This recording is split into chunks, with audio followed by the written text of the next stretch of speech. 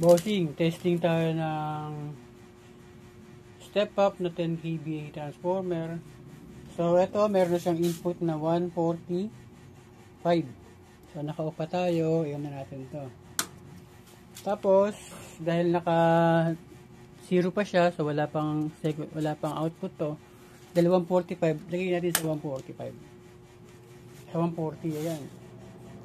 So 140, 227 yung output. So 160. At sa 160.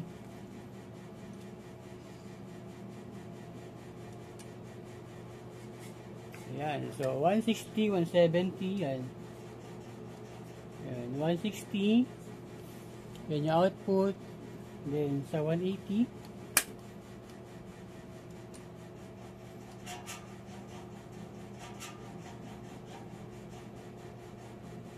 Yan, sa 180, yan, 20, 200.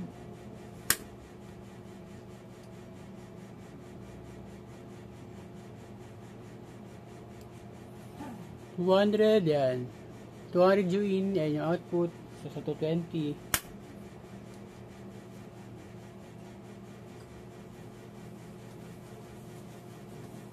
Yan, input, output. 240. So, itong ginawa natin, 140 yung pinakamababa, 260 yung pinakamataas.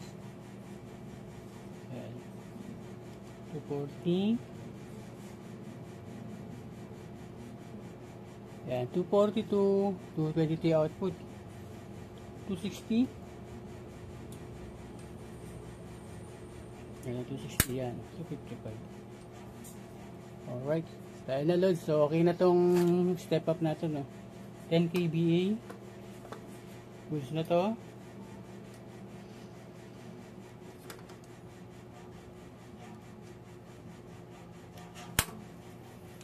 Actually, no, kung gusto mong lumakas yung ampli mo, pwede mo i-switch to. Kunyari, patataasin mo yung output mo, kaya mo 240.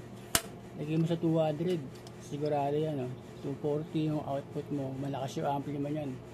Kaya lang, syempre, medyo mainit o delikado din, no? Pero kung bumabatag ka, habang bumabayo-bayo ka naman, nagda-drop konti yung kuryente mo, kaya lalaro-laro yan sa pababa.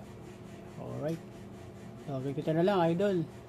Pwede na itong ipadala bukas, so antayo na lang dyan. Thank you.